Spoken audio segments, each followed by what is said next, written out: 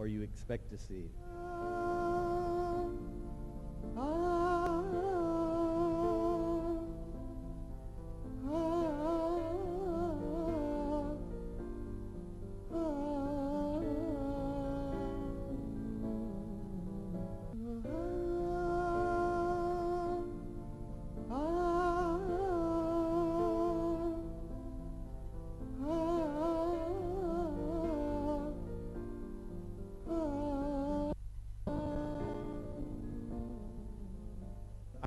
I see an improvement every year, and I think from last year to this year, definitely an improvement. And I think part of that is there's much more incentive, there's much more motivation for photographers to try and tell a story. Their pictures are getting more play in the newspaper. So it's not just the handshakes and the headshots of people, but there's much more of an ability for photographers to really tell their story through visual imaging. And I think that opportunity has allowed photographers to expand their skills and their communication ability with pictures. Pictures are very strong. When you think back on an event, you usually remember an image, but you don't remember words that were written about it. So I think the strength of the image in photojournalism has become much more accepted and much more appreciated in Egypt, and that has motivated photographers to do a better job telling those stories.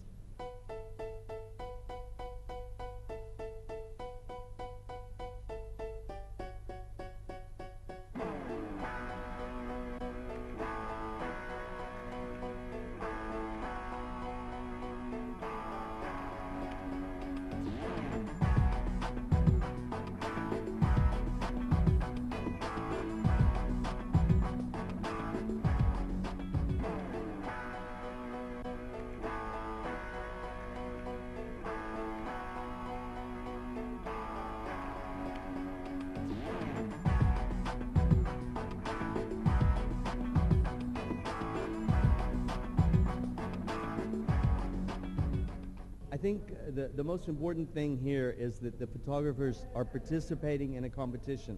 It's not so important who wins or who doesn't win. What's important is that you put your work up against others and you look and you see how other people looked and covered a story. So I think the syndicate, the press syndicate, is a very important organization for the photographers to have a voice. Often photographers are seen as lesser than their writing, than the writers that write the story. But in fact, they're as important or more important in my mind. And I think this kind of an organization like the syndicate gives them a voice which is louder and more able to get things done that they need than they would have individually.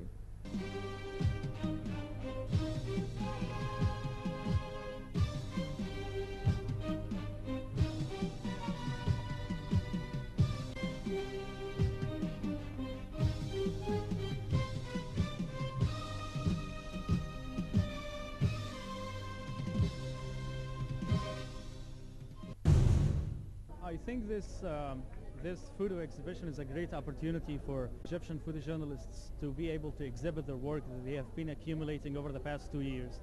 And so far I've been seeing it covering lots of photographs that have been covering the most important events that have been happening, whether protests that have led to violence, whether elections, referendum, and so on and so forth.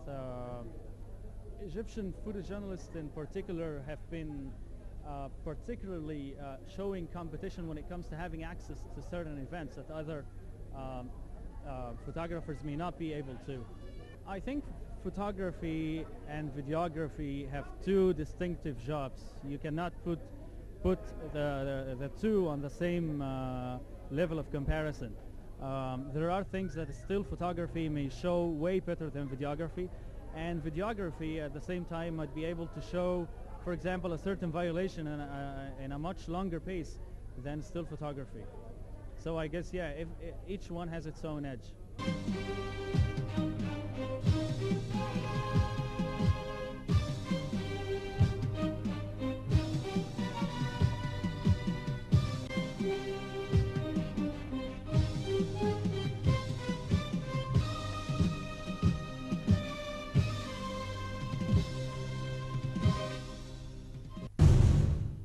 guess that there is a particular photo here that I've been really curious to understand, where a woman in Upper Egypt is leading prayer somewhere, and I'm waiting for the photographer to ask how this could happen, because I know I'm curious to know, because we know in Islamic tradition women should stand behind men and women are not allowed to lead prayer. That's one thing.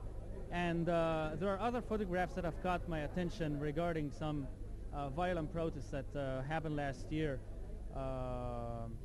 So yeah, I mean, there's a good bunch of photographs here.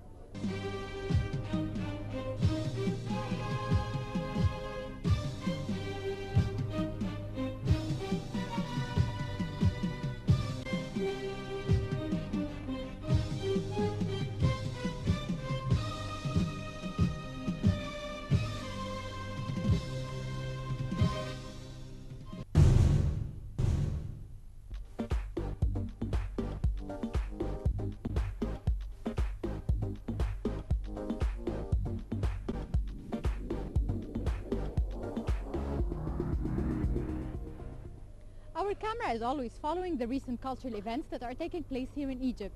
If you are interested to know the details about these events, so stay tuned and don't go anywhere.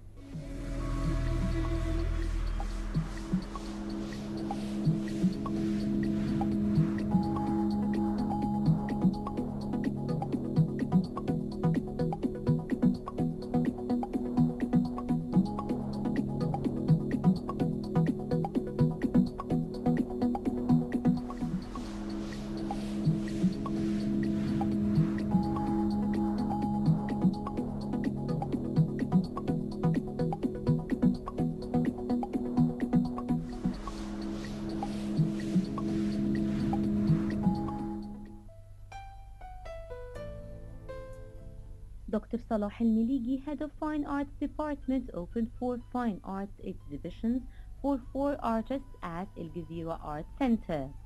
The exhibition were for widely known popular artists, among them Dr. Mustafa Razez, whom was inspired by the 25th January Revolution in all his works. I devoted the exhibition as an homage to the mortals of the revolution of 25th of January and the wounded and whom have lost their eyes or their limbs, and it was profoundly affected me.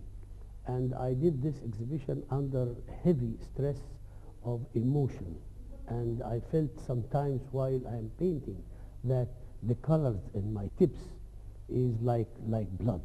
So I really was immersed in a very heavy emotional situation. And that's why the works, as you can see, are loaded with this kind of emotional and dramatic effect. Mainly, a big portion of this exhibition exhibits the mortals when their mates or families or friends are after they have been shot viciously or have been wounded. But among this, in the midst of this, you can see a fresh flower, a fresh rose that is signifying that what they have survived, what they have suffered or what they have give, it will survive because the rose is fresh and is blossoming. And in the other collection of the works of the paintings are faces from the Tahrir Square, where people are either oppressed or suppressed, or but all of them have the strong sense of will and the dignity. And that's what the merits that I loved and commemorate them in this collection of portraits. Dr. Mustafa presents paintings in photography and 12 bronze statues in sculpture titled by Explorer Green.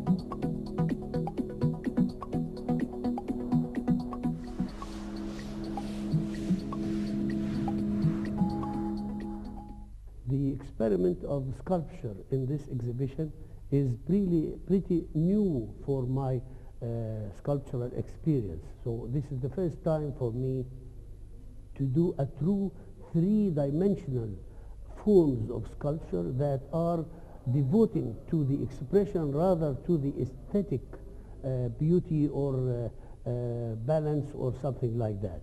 And you can see from, for instance, this statue, and each statue of these has a story. And once when I was coming back from Tahrir, I found this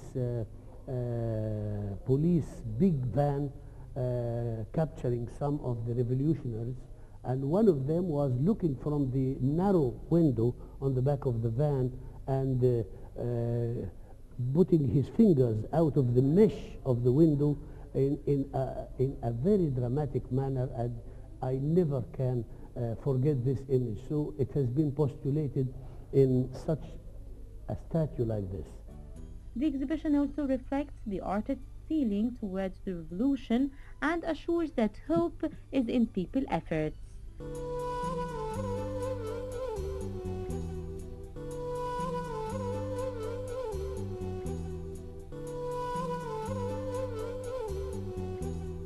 Another statue I did commemorating and homage to Ahmed Harara, the guy, the doctor, the dentist who have lost his eyes but still have profound determination for the revolution and for the future of this nation that it deserves.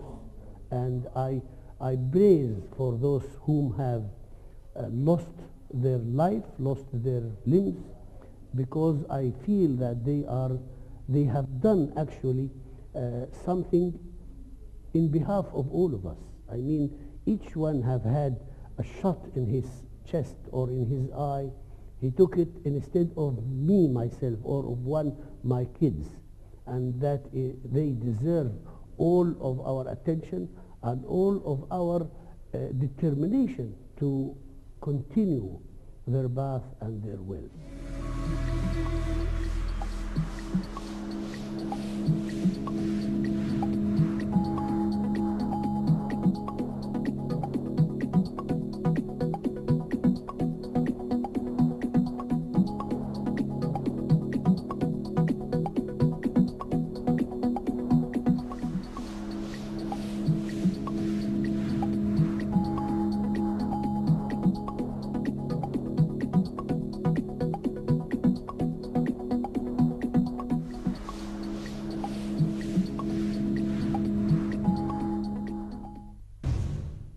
Unfortunately, this brings us to the end of this edition of Culture Magazine. Hope you enjoyed this episode and wait for us next week with more culture events.